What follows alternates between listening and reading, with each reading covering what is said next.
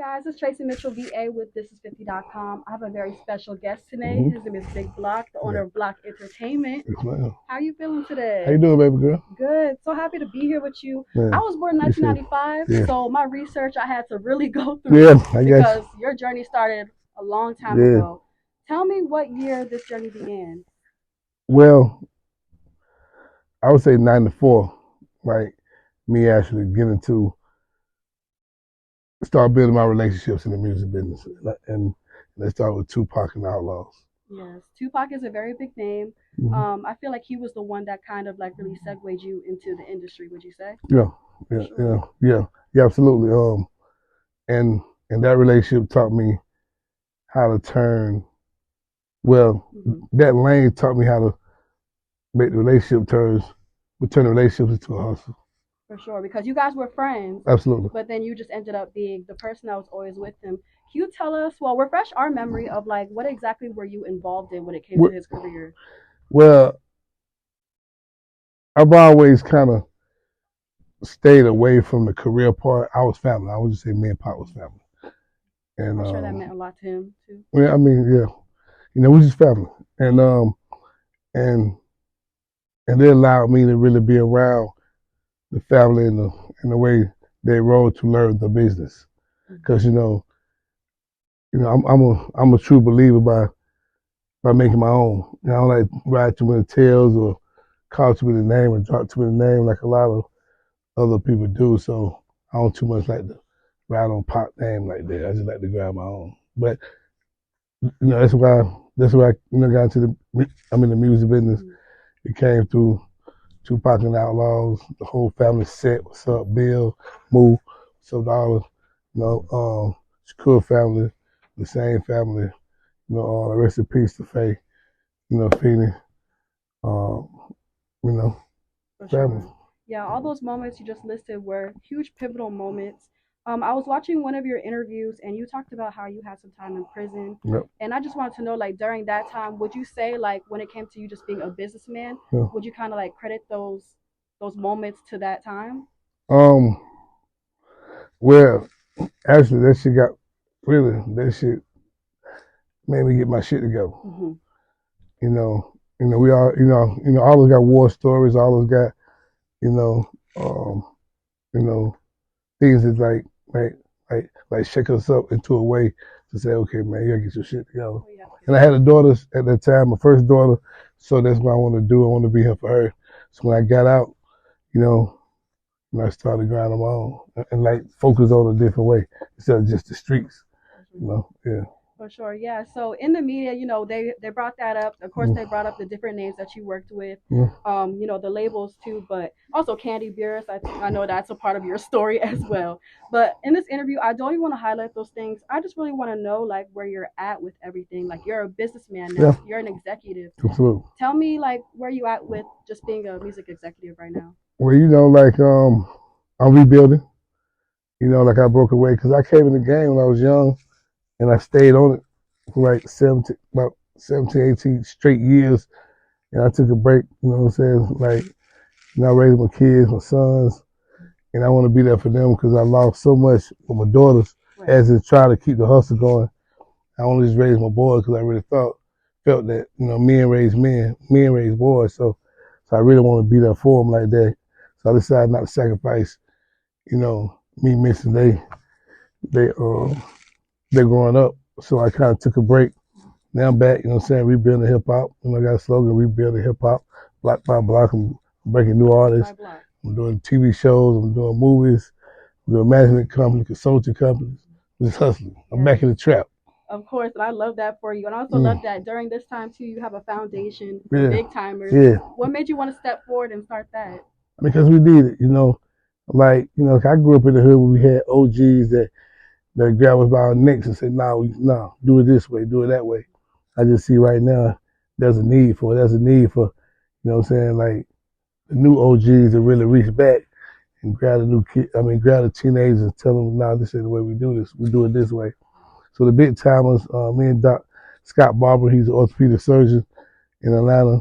We decided to get together and take these kids from the 8th grade to 18 and show them like different type of things like growing up, like like the codes of life.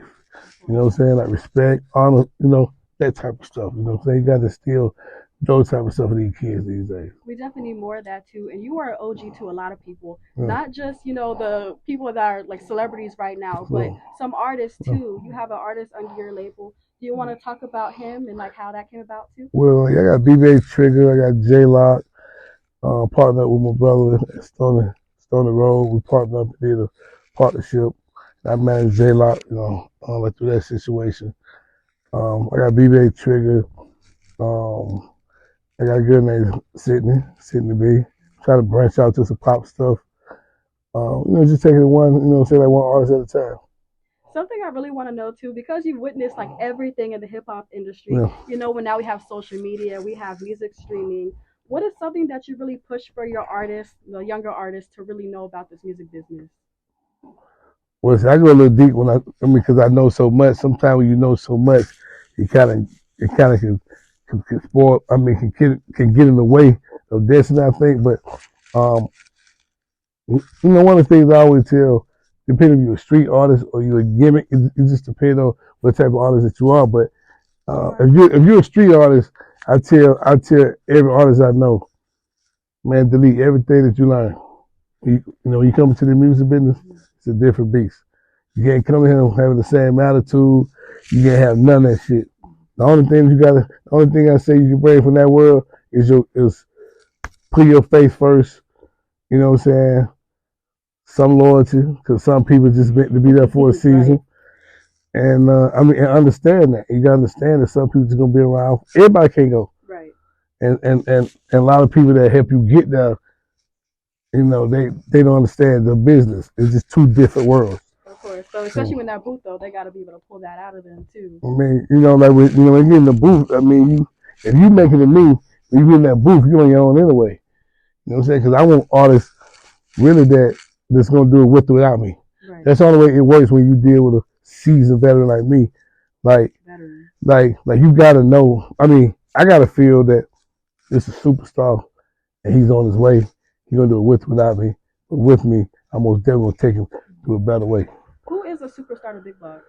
Especially during these times, because it seems like everybody. J Lock is a superstar. Trigger is a superstar. I mean, I know a lot of. I mean, just a lot of artists out here that I see that really moving. I mean, with the guys I'm with now, superstar. Okay, well, wrapping this up, I want to talk about this because I'll be very stupid if I didn't bring this up. But the Power 50 honoree, that was given to you by the city of Atlanta. Yeah. When did that happen? What are your emotions and everything? Well, I mean, I'm very thankful. I mean, especially for, when your people say good things about you, and the city that raised you, right. Give back to you. Like I'm blessed. I'm blessed to be part of that. Yes. I appreciate that. I said to Antonio Lewis, I said the city councilman. I really appreciate it.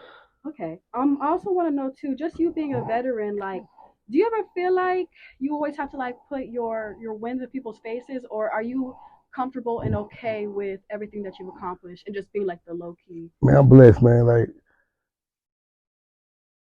I come from a different seed. Right?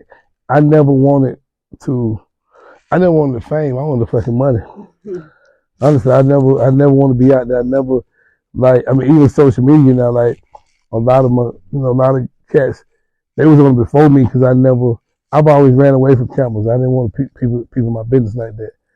And, and by me just being around people like Pac, people like Puff, and people like that, I saw how they live, and they really have a life of their own. They always got to have security with you. I always got to have people.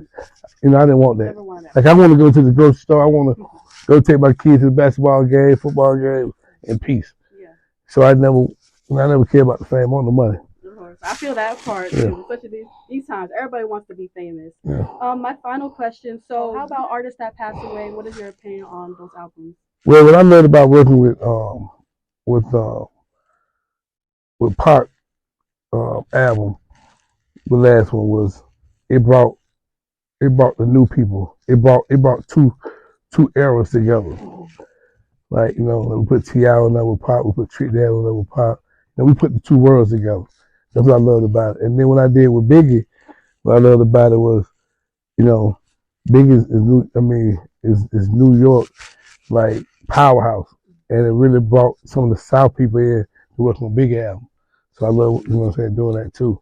But I mean, but I like it, man. You know, just bring two worlds together. For sure. Yeah. And you think we should continue to do that in the hip hop community? Man, I hope we stop dying when we can do that. That too. That too. Well, thank you so much, Big Block. And is there anything else you want to share on thisis50.com that you want us to look forward to, or even just give some shout outs? Oh no, man, Big Block back, Block ENT, rebuild hip hop block by block, J Lock, BB Trigger, Sit the B, we coming.